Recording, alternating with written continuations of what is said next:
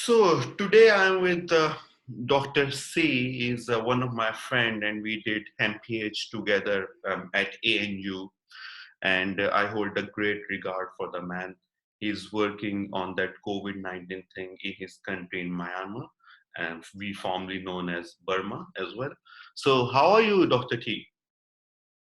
I'm good. I'm good. Yeah. How are you doing? I'm good. What's going on? Everything's fine? Well, everything is fine in terms of the personal life and everything, but there's COVID-19 and everything. Our work has been affected, and we are trying to take care with that and to cope with the all the other impacts happening right now. Yeah. The COVID-19 has changed the life of the people, isn't it? Oh, yeah, definitely. Yeah, a lot. Yeah. Okay, tell me one thing. I was looking on the internet that the cases of COVID-19 in Myanmar is pretty less as compared to the rest of the world or the countries that you guys share the border with. For example, China has a lot of cases, Thailand has a lot of cases, so is Bangladesh or India. How come it's possible that you guys actually control and the cases are like 180 or 182, something like that? How does that work? Yes. Well, I would say that, Myanmar, in terms of our the policy in the infectious disease controls and everything, I would say that the government took quite a bit of proactive actions. Yeah, for instance, like closing down the country, shutting down the country, and cutting off the arrival visa issuing, and that sort of things are quite helpful. But at the same time, we have so many sort of border gates which are happening uh, in terms of illegal migrations and everything's are happening, and how we can control that it is quite controversial. So we can think about the testing capacity is one issue as well, because right now what is seen on the official figures and everything's confirmed RT-PCR cases only. So right now we have only 2 laboratories and the places that we can consider as a reference lab. So only 2 laboratories only in Yangon, the former capital of Myanmar. So maybe like limited testing capacity might be amounting to the fewer cases that you can see online. At the same time, I will give credit to the government for taking the quite a bit of proactive actions as well. So there are the chances that actually the cases are more, but because the capacity is not as much, so you guys are not possible to conduct too many cases actually to get the real figure, and there is no like random testing of the people going on. Not yet, not yet. So as far as I understand, the government, especially the Ministry of Health and Sport, is now trying very hard to have established different reference laboratories in the capitals of the other states and regions, like in Shan State and Mon State, and in Mandalay, which is the Central Burma area. And so that these efforts are happening right now, but in terms of random testings and everything's are not happening yet because of the testing capacity.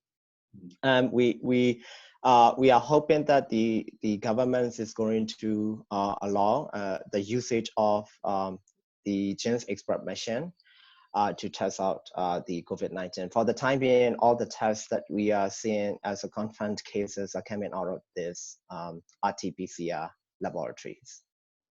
So in your opinion, the cases will increase or they will stay like sort of the same, or they will increase in your country?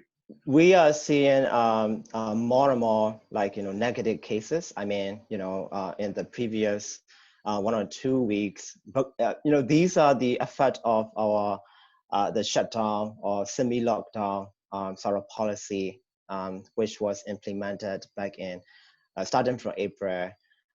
So these are the effect of I would say effect of these interventions, the public health interventions. Um, so obviously, because you don't have any contacts, you don't have any crowding, and you don't have any public events, and so you don't see many positive cases. So it's sort of like declining. But the government, the banning the travel restrictions and everything is up to 15 May.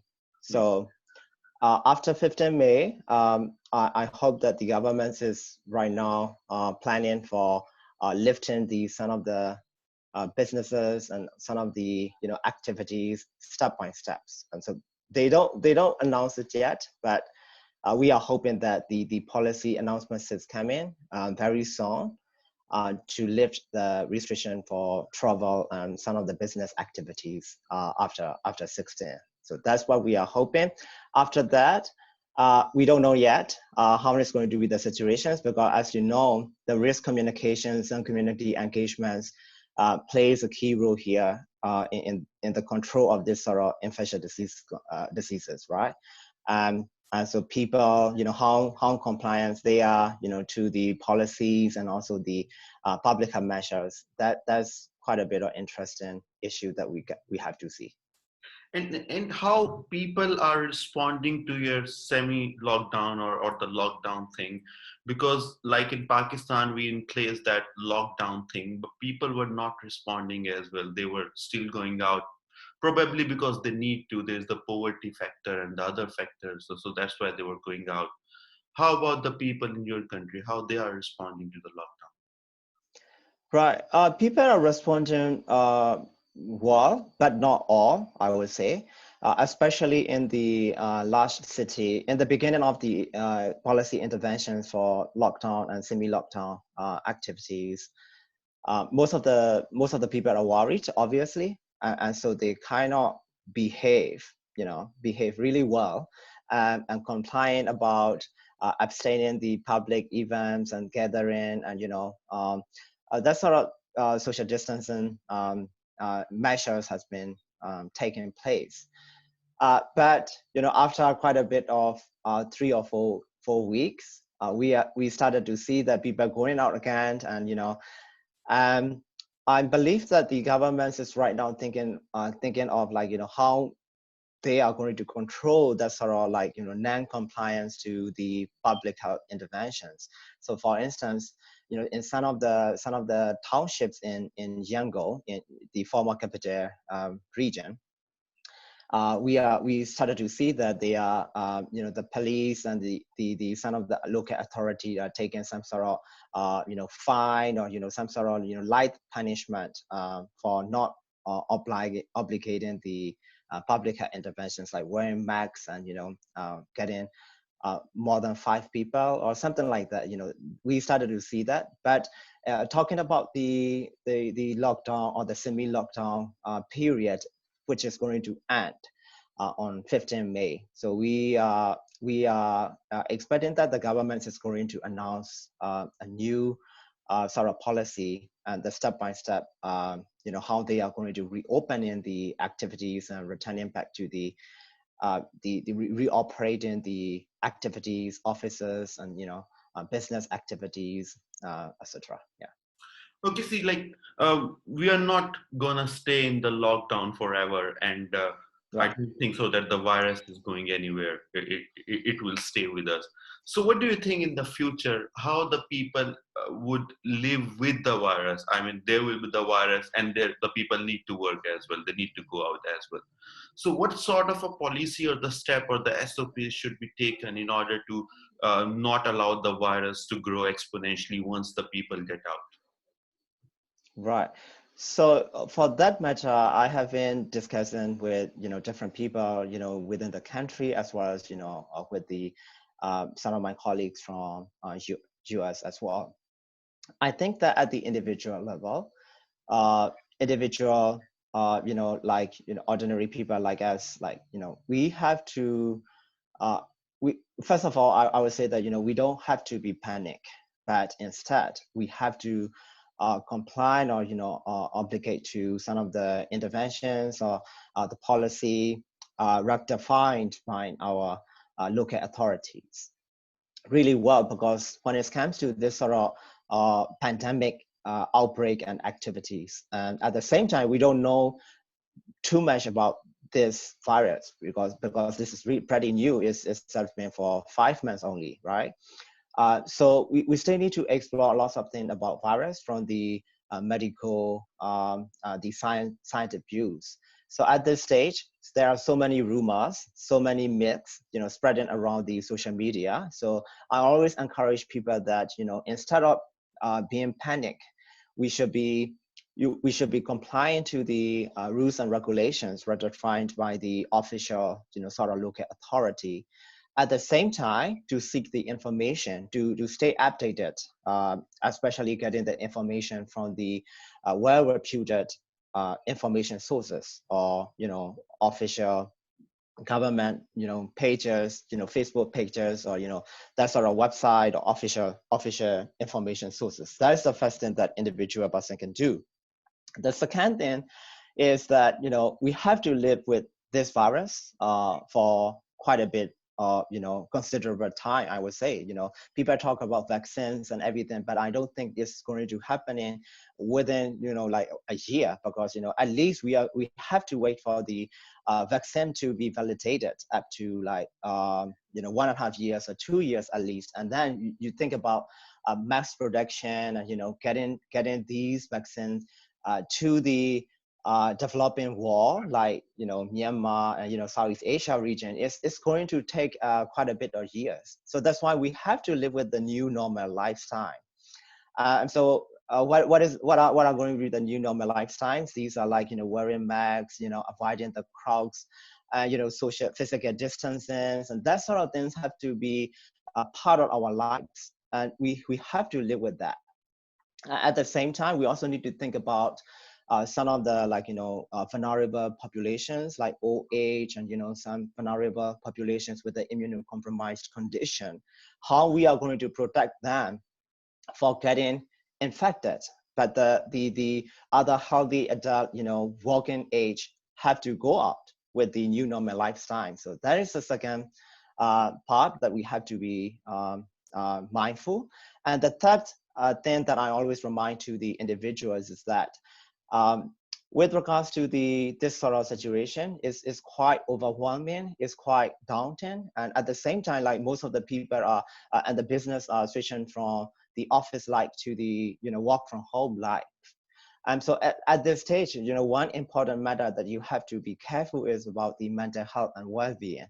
So stay connected with your colleagues, your family members, your beloved ones, and you take care about your physical, mental well-being as well. And whenever you need assistance, don't be hesitant to look for any assistance that you need, especially for the health-related matters, because in this time or period, people are worried about COVID, and the people are abstaining, seeking health services even when they need. Like if you look at to Los Angeles and and the Western world, we are seeing that the people are dying, not because of COVID, but because of the other preventable diseases, but they forego care because they're afraid of getting out because of COVID-19. And so these are the things that I always remind to the individual. But in terms of the policy level, I think from the public health perspective, you and I, from the public health perspectives, I think health and all policy, we always talk about health and all policy as a theoretical and sort of like a talking health subject.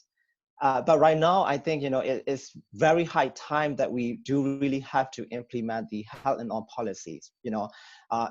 For instance, like in the education sector, when the school are reopening, what sort of interventions that you are thinking from the perspectives of health, not to get infected from each other. What kind of school rotation scheduling that you are going to take in place? What are the minimum criteria that that each school should have in terms of water and sanitation? These kind of things are health and all policies perspectives. The second point that I always would like to encourage to the policymakers is about the multi-sectorial coordinations and the collaborations. Now more than ever, it's quite critical that it's not just for the public health, issues. It's not a pure health issues, but it's a multi-sectorial related matters, because you think about economic, you think about social well-being. So there are so many departments at the ministry need to be integrated and work together very comprehensively and harmoniously as well. So that has been something that we have been advocating for. At the same time, in terms of the social well-being and the social protection mechanism, and also the health system. So we could learn from what had just happened in different countries. The countries with the social protection mechanism, better social protection mechanism and the health system, they are very good at responding to the situation very quickly. So that's why the policymakers and the government need to pay attention towards the better investment in the social protection mechanism and the health system. That's some of the key points that I have been advocating for. Yeah, that's great. Like some things you brought up are really great, like the concept of the mental health that will deteriorate if we stay in the lockdown for the longer period of the time. So the interventions need to be taken, and the SOPs and how the public health intervention can bring the change. One thing you brought up is that you discussed with your US colleagues about the thing. Tell me one thing, that why the US and part of the Western world and the Europe failed so badly regarding that COVID-19. I mean, considering they are developed country, considering they have so many resources, yet they failed badly to counter this COVID-19. I will have to say that especially for the Western world, like US, if we talk about their health system, it's not really a universal health coverage. It's a matter of like private insurance, right? It's a private insurance company. You have to pay out of pocket with regards to your health protection. So that's the existing health system that they have. And the other perspective that we can think about is that they have capability to test out relatively compared with the other countries. You see about day by day, how many confirmed cases arising from the US. Even in that sort of like, uh, the country, quite a bit of like resourceful and, uh, when it comes to the pandemic response and the outbreak, people are not really prepared. So that's a lesson learned. I mean, most of the public health professionals and the health system people, we always think that the taking care of the diseases that we already know, or that we already have a sort of protocols of the treatment and promoting our health system to be ready for tackling these kind of diseases. But we are not really well prepared for something that is not predictable. So I think it's a global sort of problem, but I think the leadership does really matter as well. It's the preparedness and the proactiveness is quite a bit of the factors that we have to think about as well. Even though like we are saying that this disease is quite new for everybody, etc. But for the country like US and the developed world, I think the leadership really does matter. If you think about, if you look at to Canada and how they are controlling, if you look at to the New Zealand, how they are responding to the situations, they are pretty much quite a bit on like the same situation, like resourceful country. But in terms of leadership, they take the actions quite proactively. At the same time, they were transparent, and they know what sort of interventions are quite critical to control the situation. So I think there are several matters confounding to this situation, I would say. When it's come to US, it's quite peculiar because the leadership might probably be the issue. Yeah, that leadership is a serious issue, especially in the USA. Okay, before we finish the discussion, tell me two things. One is like, do you see increase in the crime rate in your country since you guys put that lockdown thing? Because I witnessed that there is an increase in the rate of the crime in many parts of our world where we place the lockdown. Yeah, exactly. That was one of the worries that we have. Because we had a New Year, Myanmar New Year in April, so um, which was the period for all the Myanmar citizens. We have this New Year break every year, but this year we could not celebrate because of this COVID-19, and the government already banned for the festive activities around that period. At the same time, traditionally, we always have from the government that they always give the amnesty to the prisoners. So there are so many prisoners were released, right? There were quite a big number of prisoners. So we were worried about that. Surprisingly, we don't see any sort of increase in crime rate yet. There are sporadic sort of events, so quite a bit of routine um, situation. Yeah, not very significant increase in the crime rate yet. Yeah. Okay, lastly, where do you see the world in like next 6 months or the 8 month? Where will the world be standing? Well, I believe that in terms of the economic activities, the war, the different countries will not be able to stay in this way for the long run, because for the sake of the people livelihood. And so uh, reopening is coming up, but there will be several restrictions, especially focusing on the health perspectives. So that's why I mentioned about health in all policies. From the each and every individual countries and the government needs to pay attention to a health in all policy and multi-sectorial collaborations. Um, and I think there will be sort of new criteria for the migrations and international travel and that sort of thing. Um, I believe that we could learn a lot from this situation, especially with regards to how to exploit the advanced technology. Like instead of uh, talking or moving or having a conversation in person, how best we can exploit this sort of advanced technology, organizing meetings without needing to travel or that sort of things. Advanced technology might be something that we need to think ahead. Yeah. Okay, thank you. See, thank you for your time. The conversation was really, really good, and I'm so happy to see you again. I'm very glad to meet you again. Yeah. Okay, thank you. Thank you so